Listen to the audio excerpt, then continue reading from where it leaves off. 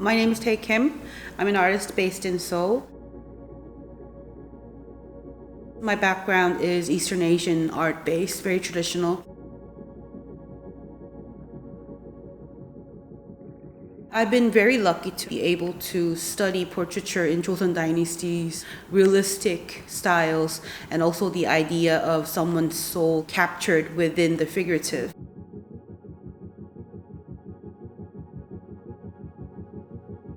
I do a lot of paintings, sculptures, or any kind of fabric arts, or anything that reminds you back to the body. I'm first generation online native, meaning that I grew up with the internet. I have been extremely lucky to be able to see the change between the analog to digital. Mostly I get my ideas or a start of the ideas from when I live online. So when I play games online or when I talk to people or when I meet people that I did not know. I'm going to fix this one.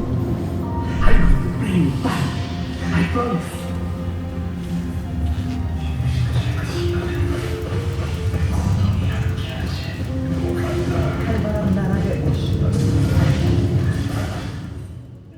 Online gaming, I always say, like, it's a digital place where you can be perfectly free of gravity, you can be perfectly free of actual death.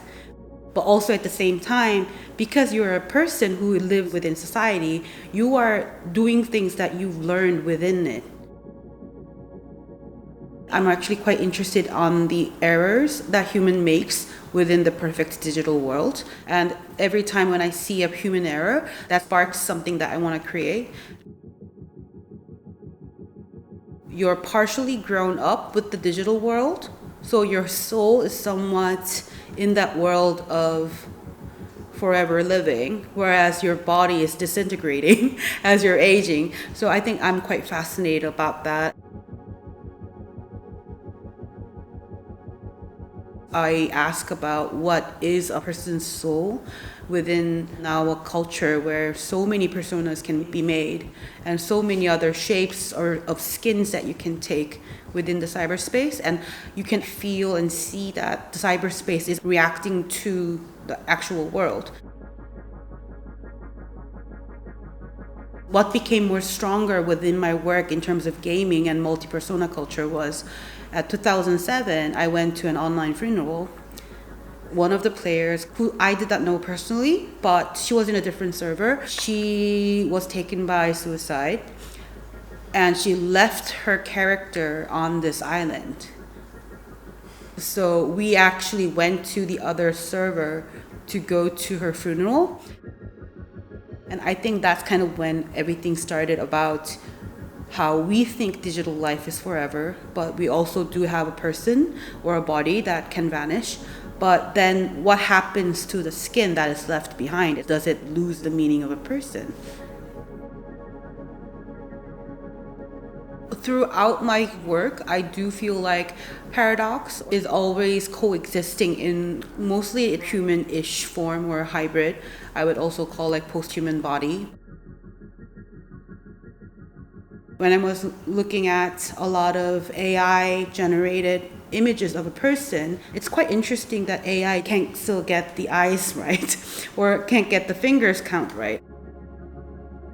Still, at a glance, you feel like it's a person. Now these days I'm adding more eyes, adding more fingers, really weird ears and long necks. Even if they do not have the genetically right aspects as a human body anatomically, for me inside my head, they are alive and I feel like I'm bringing them to life.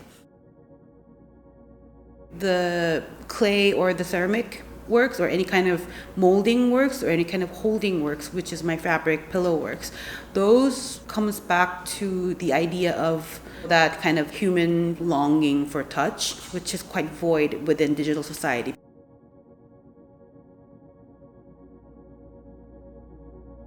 The freedom of knowing things that I want to create And the urge should not be hindered by not knowing how to. And that's the drive for me to always think about learning new materials, learning how to use materials.